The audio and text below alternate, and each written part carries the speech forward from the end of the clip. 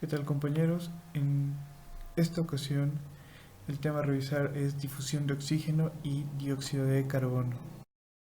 Y pues los temas que revisaremos en esta ocasión será la composición del aire alveolar y el aire atmosférico y la difusión de gases a través de la membrana respiratoria.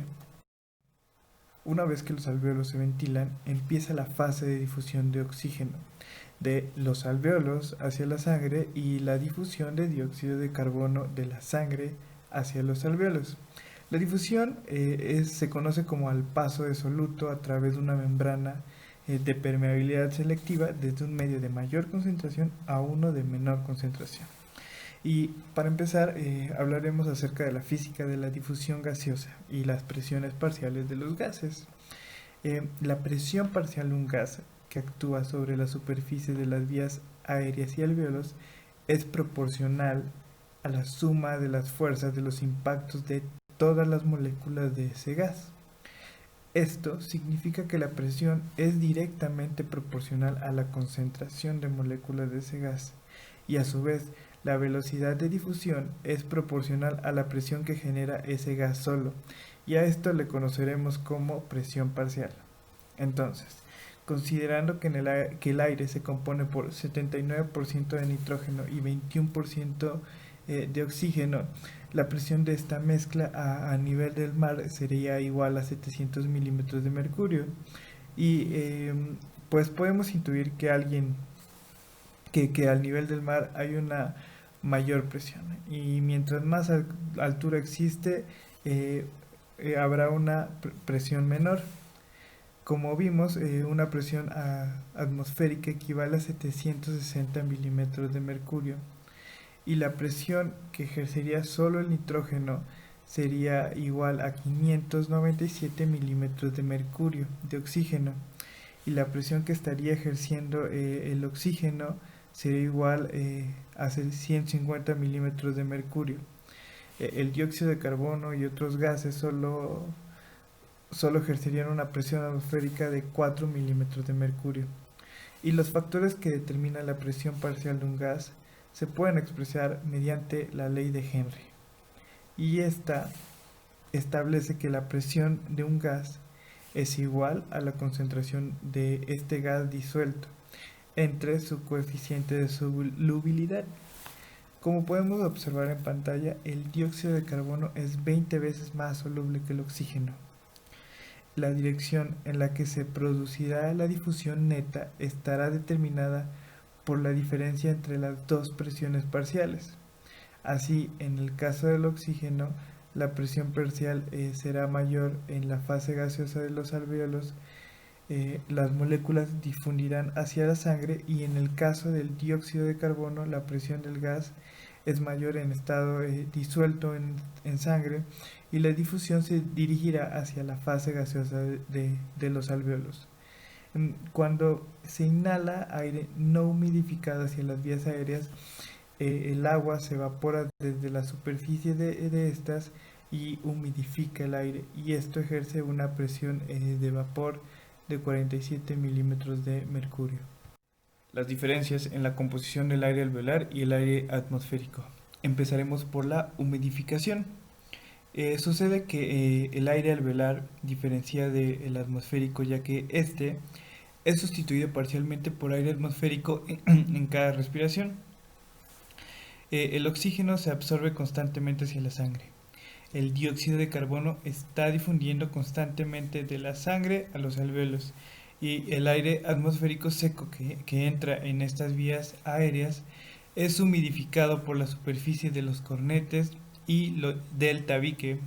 En segundo punto tenemos la renovación, y para ello mencionaremos que solo 350 mililitros de aire nuevo entran en los alvéolos, por lo tanto un séptimo del aire alveolar es sustituido por aire nuevo en cada respiración. Normalmente el exceso de gas se elimina aproximadamente en 17 segundos. La sustitución lenta del aire alveolar previene cambios súbitos en la concentración de los gases en sangre, y cuando existe una menor concentración de gases existe una hiperventilación, y cuando existe una mayor concentración de gas en el alveolo se dice que hay una hipoventilación. Y por último punto, las concentraciones y las presiones parciales de oxígeno y dióxido de carbono en alvéolos serán determinadas por las velocidades de absorción o excreción de ambos gases, por la magnitud de la ventilación alveolar. Y vemos cómo en el extremo venoso la presión del dióxido de carbono es igual a 45 milímetros de mercurio y en el extremo arterial es igual a 40 milímetros de mercurio, con una velocidad de difusión de 0.25 segundos y una velocidad de excreción de 20 mililitros de dióxido de carbono por minuto. La presión parcial de dióxido de carbono alveolar aumenta en proporción directa a la velocidad de excreción de dióxido de carbono y esta disminuye en proporción inversa a la ventilación alveolar.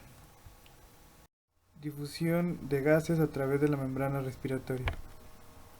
Como sabemos, la unidad respiratoria es llamada lobulillo respiratorio y este está formado por un bronquiolo respiratorio, conductos alveolares, atrios y alvéolos, y hay aproximadamente 300 millones de alvéolos en los dos pulmones con un diámetro medio de 0.2 milímetros. Si bien el intercambio se produce a través de las membranas y esta membrana respiratoria está formada por 6 capas, como observamos en pantalla. La primera es líquida y contiene sulfato.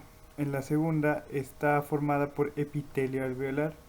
La tercera es una membrana basal epitelial y la cuarta es un espacio intersticial. La quinta es una membrana endotelial y la sexta es la membrana del endotelio capilar. El diámetro de estos capilares pulmonares es de aproximadamente 5 micras, lo que significa que los eritrocitos se deben comprimir a través de ellos. Habitualmente estos tocan la pared capilar, por lo tanto no es necesario que el oxígeno y el dióxido de carbono atraviesen en cantidades significativas de plasma cuando difunden. Hablaremos también de los factores que pues determinan la rapidez con la que un gas atraviesa la membrana.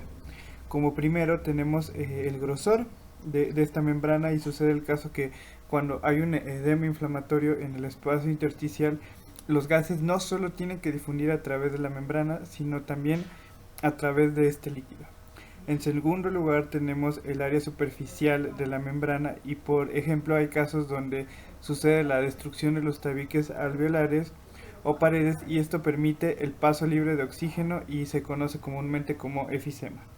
El coeficiente de difusión del gas como tercer punto y hemos dicho que el dióxido de carbono se difunde 20 veces más que el oxígeno y por último la diferencia de presión parcial.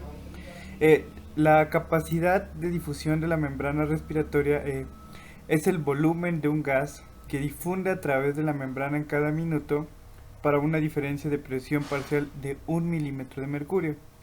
Y esta capacidad de difusión del oxígeno en condiciones de reposo es en promedio 21 mililitros por minuto de milímetros de mercurio. La diferencia media de presión de oxígeno a través de la membrana respiratoria durante la respiración tranquila es de 11 milímetros de mercurio. La multiplicación de esta presión por la capacidad de difusión, que en este caso es 21, da un total de 230 mililitros de oxígeno que difunden a través de la membrana respiratoria cada minuto. Durante cuestiones de ejercicio interno aumenta el flujo sanguíneo pulmonar y la ventilación alveolar. La capacidad de difusión del oxígeno aumenta en hombres jóvenes hasta el triple de la capacidad y este cambio es producido uno por la apertura de capilares pulmonares o su dilatación adicional de estos capilares y dos, un mejor equilibrio entre la ventilación de los alvéolos y la perfusión de los capilares alveolares denominado coeficiente de ventilación. Este coeficiente de ventilación-perfusión, para empezar, como hemos mencionado anteriormente, hay dos factores que determinan la presión parcial de oxígeno, que son la velocidad de ventilación alveolar y la velocidad de transferencia del oxígeno y dióxido de carbono a través de la membrana respiratoria. La relación ventilación-perfusión simplemente será lo que nosotros ventilamos en relación a lo que perfundimos. Y como vemos del lado izquierdo se representa con la siguiente fórmula, donde V significa la ventilación y esta depende del aire que entra. Q significa la perfusión, que es este intercambio gaseoso y será igual a 1 en condiciones perfectas, pero en el adulto sano tiene un coeficiente de 0.8. Y la ventilación alveolar es igual a 4200 mililitros sobre minuto. Y la perfusión del flujo sanguíneo pulmonar es igual a 5200 mililitros, es igual sobre minuto, y es aquí el valor de donde sale el valor de 0.8. Como vemos del lado derecho en la imagen, en los vértices existe una menor perfusión y asimismo una menor ventilación, y en las bases existe una mayor perfusión y una mayor ventilación. Y esto se traduce que en las bases existe una menor cantidad de ventilación en relación a la perfusión, y en los vértices existe una mayor ventilación en relación a la perfusión. Ahora vamos a hablar del efecto de la alteración del coeficiente ventilación-perfusión. Y en el primer caso tenemos que cuando este coeficiente es igual a 0 se conoce como shunt alveolar, y esto indica que el alveolo no está ventilado pero sí perfundido. En el segundo caso, cuando el coeficiente sea mayor que 0 pero menor que 0.8, esto nos indicará que el coeficiente de ventilación está disminuido. En el tercer caso tenemos que cuando el coeficiente de ventilación sea igual o a infinito, significa que el alveolo está ventilado pero no tiene perfundido, y esto sucede porque pues al dividir cualquier número entre 0 pues nos va a dar este resultado a infinito. Y por último tenemos que cuando el coeficiente sea mayor que 0.8 y menor que infinito, hablaremos de un coeficiente de ventilación-perfusión aumentado. Y bueno, ¿qué sucede como vemos en la figura B del lado derecho cuando hay una obstrucción en el alveolo? Esto pues crea una alteración en la ventilación, por lo tanto tiene un coeficiente igual a 0. En esta situación la presión de oxígeno se igualará a la presión de la sangre venosa, que es de 40 milímetros de mercurio, y la de dióxido de carbono también, lo que provoca que la sangre no oxigenada se mezcle con la arterial. Cuando el capilar del alveolo, en otro caso, sufre una obstrucción, ya sea por un coágulo, hay una alteración en la perfusión, y esto provoca que la presión parcial alveolar de oxígeno aumenta, pues ya que llega oxígeno es igual a la presión del oxígeno inspirado. En el caso del dióxido de carbono sigue saliendo del alveolo, y es por ello que llega a 0. Y pues en las enfermedades que disminuyen el coeficiente de ventilación y perfusión son aquellas que causan obstrucción, y es el caso de la bronquitis o el asma. Las enfermedades que causan el aumento de este coeficiente de ventilación-perfusión causa la disminución de gases, como es el caso del efisema y el tromboembolismo pulmonar. Cuando hablamos de un coeficiente de ventilación-perfusión aumentada, significará que los niveles de oxígeno baja, pero el de dióxido estará normal o un poco disminuido. Y esto se puede deber a una insuficiencia respiratoria tipo 1 o hipoxémica. Cuando existe un coeficiente de ventilación-perfusión disminuido, estamos hablando que el dióxido de carbono no puede salir, lo que puede causar una insuficiencia respiratoria tipo 2 o hipercápnica. Las personas que pues padecen EPOC pueden desarrollar tanto bronquitis como efisema. Y la bronquitis, por lo tanto, en la bronquitis, por lo tanto, habrá zonas con un coeficiente disminuido.